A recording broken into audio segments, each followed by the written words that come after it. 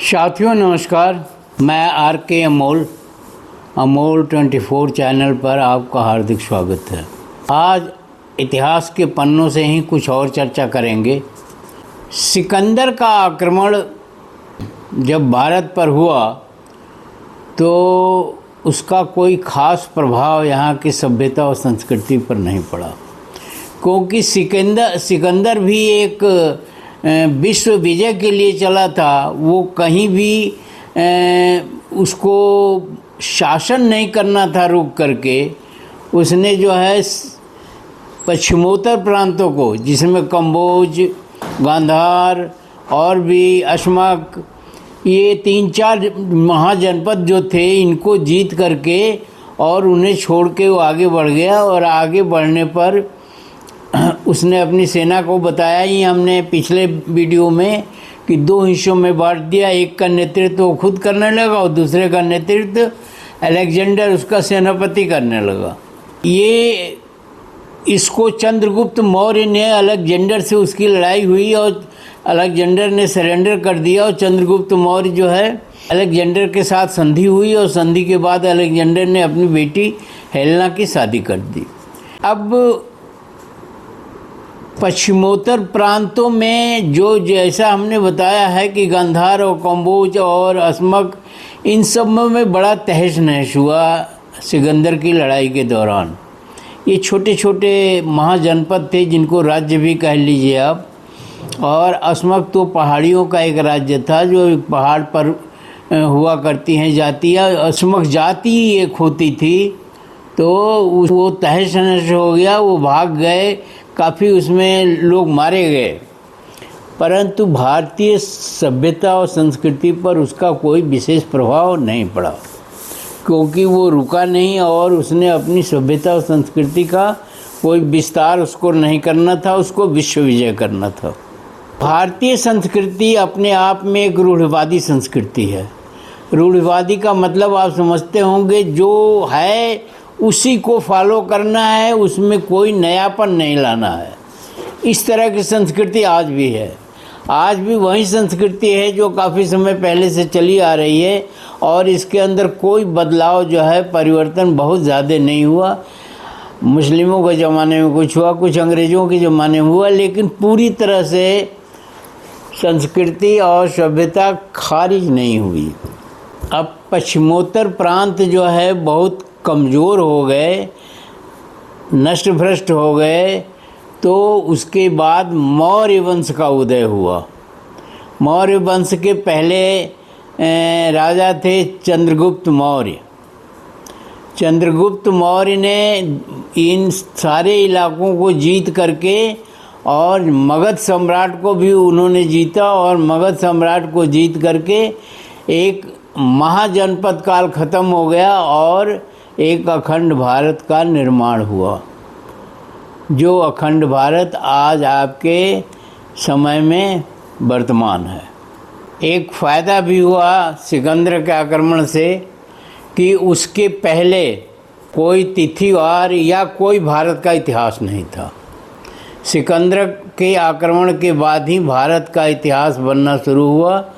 ईसा पूर्व 320 के आसपास इस सिकंदर का आक्रमण हुआ था, और उसी तिथि के बाद जो है भारत का इतिहास तिथि क्रम में आ गया। मतलब एक समय के पैमाने में एक तरह से समझ लीजिए आ गया। सिकंदर के जाने के बाद बहुत से यूनानी विद्वान जो है वो भारत में ही रह गए, और उन्होंने यहाँ के राजनीतिक, सामाजिक, धार्मिक और सांस्कृतिक दशा को देख करके अपने ग्रंथों के अंतर्गत उसका लेखन किया। इस प्रकार वहीं से भारत का इतिहास शुरू हुआ। आक्रमण के बाद ही भारत का इतिहास शुरू हुआ और मौर्य साम्राज्य की स्थापना हुई। मौर्य साम्राज्य के पहले मौर्यों के बारे में बहुत विवाद चलता है कि मौर्य कौन थे, कैसे थे, क्या थे। उसके बारे में थोड़ा सा आपको बता दें कि मौर्य शाक्य गणराज्य था। नेपाल की तराई की तलहटी में एक शाक्य गणराज्य था, थोड़ा छोटा सा, जिसको कपिल, उसकी राजधानी कपिलवस्तु थी और वहीं पर भगवान बुद्ध पैदा हुए थे। शुद्धोदन उनके पिताजी का नाम था। शुद्धोदन का एक शाक्य गणराज्य था जो साकेत के अंतर्गत था। साकेत महाजनपद या साकेत के राजा के अंतर्गत गणराज्य हुआ करता था वो। तो उस गणराज्य का नाम शाक्य गणराज्य था। एक घटना घटित हुई। भगवान बुद्ध से साकेत के राजा प्रसन्नजित थे, जिनकी मुलाकात कहीं भगवान बुद्ध से हुई और भगवान बुद्ध ने काफ़ी उपदेश दिया। तो शाक्य प्रसन्नजित की बात समझ में आई और प्रसन्नजित जो है बड़ा खुश हुआ और कहा, शाक्यों में इतने विद्वान हैं तो क्यों न शाक्यों के यहाँ एक शादी किया जाए। तो शाक्यों के उन्होंने शादी का प्रस्ताव भेजा, पर शाक्य बड़े आत्मस्वाभिमानी थे। शाक्य कभी साकेत के राजा के से भी संबंध रखते थे, तो बड़े स्वाभिमानी थे। उन्होंने अपनी बेटी जो है प्रसन्नजित को देना ठीक नहीं समझा, क्योंकि उनके अंदर रक्त भेद था। रक्त भेद माने शाक्य अपने को ऊंचा खानदान का मानते थे या ऊंचे रक्त का मानते थे और प्रसन्नजित को नीचे रक्त का मानते थे। तो उन्होंने अपनी दासी की लड़की से शादी करवा दिया और शाक्यों ने अपनी बेटी जो है वो प्रसन्नजित से शादी नहीं करी। ये बात काफ़ी दिनों तक छिपी रही और साकेत के राजा के प्रसन्नजित का एक लड़का हुआ, उसी दासी से एक लड़का हुआ, उसी शाक्यों के यहाँ जो शादी हुई थी उससे एक लड़का पैदा हुआ, बिंढूम जो है अपने ननिहाल जाने की जिद करता था, लेकिन रानी जो है, जो वहाँ के दासी की लड़की थी, वो नहीं जाने देती थी। बहरहाल जब वो 20-22 साल का हुआ तो वो जिद करके चला गया और वहाँ उसे पता चला कि मैं तो राजा के शाक्यों के ख़ानदान का नहीं हूँ, बल्कि शाक्यों की दासी का लड़का हूँ। तो वो काफ़ी क्रोधित हुआ और अपने पिताजी की हत्या कर दिया। पिताजी से कहा कि आक्रमण करिए आप शाक्यों पर, शाक्यों ने आपके साथ धोखा किया है। लेकिन प्रसन्नजित ने कहा अब जो हो गया सो हो गया, अब कोई मतलब उन आक्रमण नहीं करेंगे। बिंढूम जब आया, प्रसन्नजित की हत्या करके जो है बिंढूम जब राजा बना साकेत का, तो उसने शाक्यों पर आक्रमण कर दिया।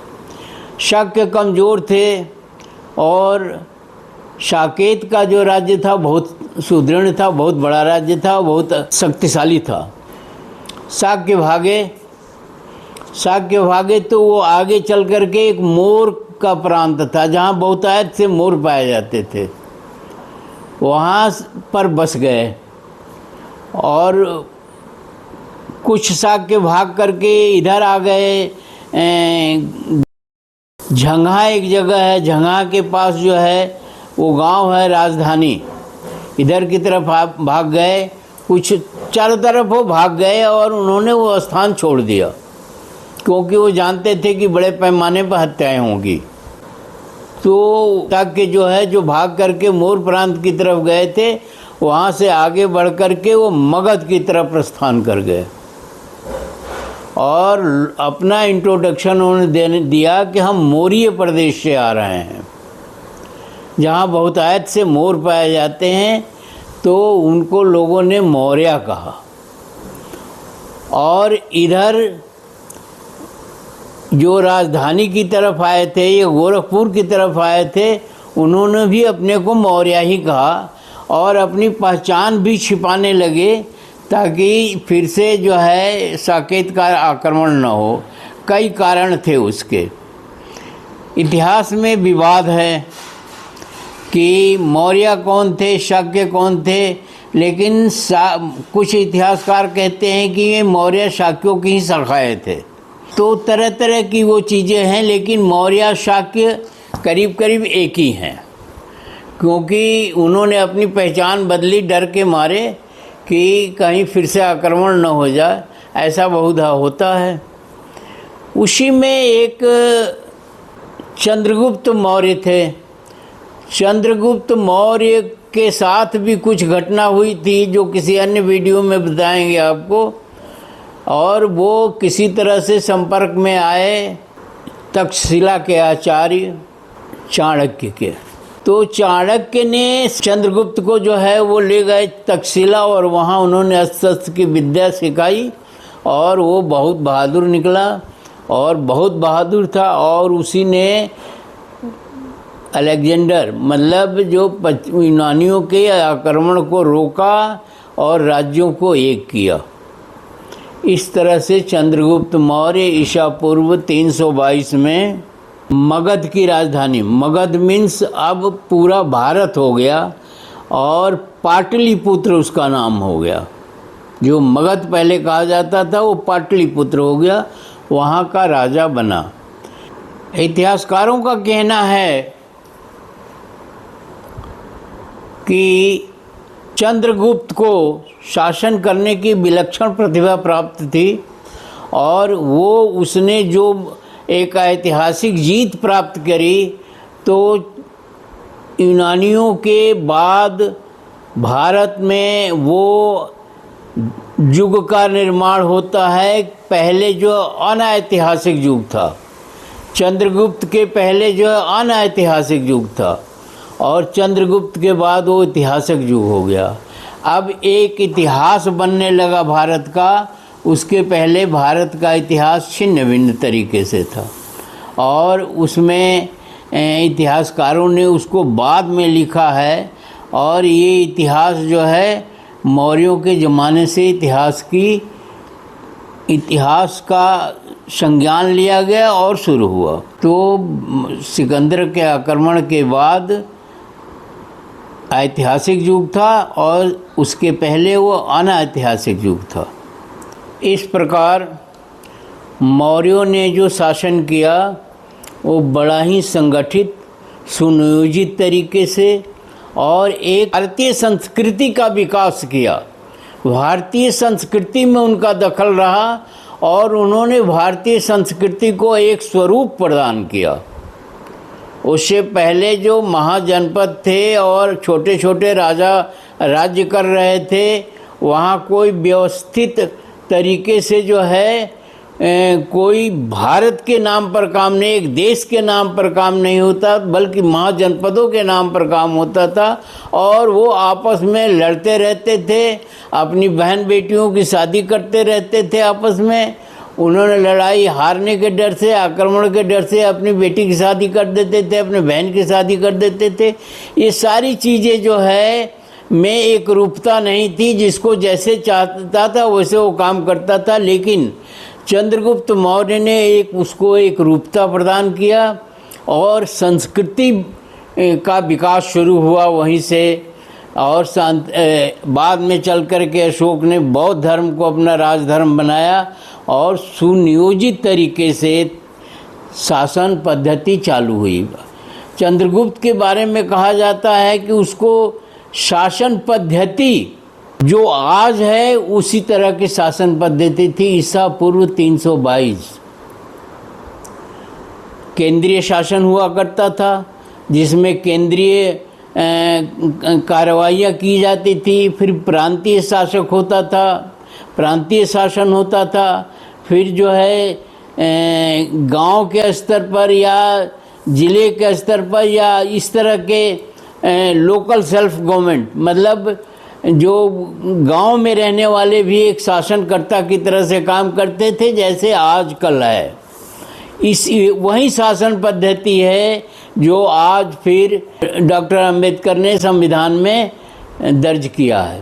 वो चंद्रगुप्त मौर्य की ही शासन पद्धति थी, जिसमें एक केंद्र, और चंद्रगुप्त मौर्य की सहायता चाणक्य करते थे। चाणक्य अर्थशास्त्र के बहुत बड़े विद्वान थे, और वो महामंत्री थे, महामात्य थे उस समय चंद्रगुप्त के, जो जिनके गाइडेंस में इस तरह की शासन पद्धति का निर्माण किया गया। बाद में चंद्रगुप्त ने जो है ईसा पूर्व 299 में चंद्रगुप्त ने राजपाट का जो है त्याग कर दिया और त्याग करके वो कर्नाटक की तरफ चले गए, दक्षिणी भारत की तरफ, और वहीं उनकी मृत्यु हो गई और उन्होंने राजपाट पूरी तरह से छोड़ दिया और उसकी जगह पर उनका लड़का बिंदुसार गद्दी पर बैठा, जो काफ़ी समय तक राज किया। और फिर ये डायनेस्टी 10 पीढ़ियों तक इनका राज चला है, जिसके बारे में हम आगे बताएंगे। इस प्रकार जो है मौर्यों ने एक भारत में सुनियोजित सुव्यवस्थित शासन पद्धति की नींव रखी और एक शासन की व्यवस्था की और कोई 200 वर्षों तक शासन किया, जो बहुत बड़ी लंबी अवधि है और जिसके दौरान जो है काफ़ी कुछ काम हुआ, काफ़ी कुछ चीज़ें हुई, तमाम जन सुविधाएं प्रदान की गई। और ये भी बताते चलें कि आपको कि चंद्रगुप्त मौर्य जैन धर्म का उपासक था। उसने जैन धर्म ग्रहण किया था और जैन धर्म ही के रूप में उसकी मृत्यु हुई और बिंदुसार जैनी थे। इस प्रकार भारत में मौर्य वंश की शुरुआत हुई और आगे चल कर के आपको आगे और भी इतिहास के पन्नों से बताएंगे कि कैसे कैसे मौर्य वंश के बाद कौन आए और कैसे हुआ, और आज के भारत तक उसका विवेचना की जाएगी। वीडियो को पढ़िए ध्यान से और समझिए, और जो कुछ भी हो कमेंट बॉक्स में बताइए। चैनल को सब्सक्राइब करिए, ये मेरी गुजारिश है आपसे, और वीडियो को शेयर और लाइक करना न भूलें। धन्यवाद। जय भारत, जय संविधान।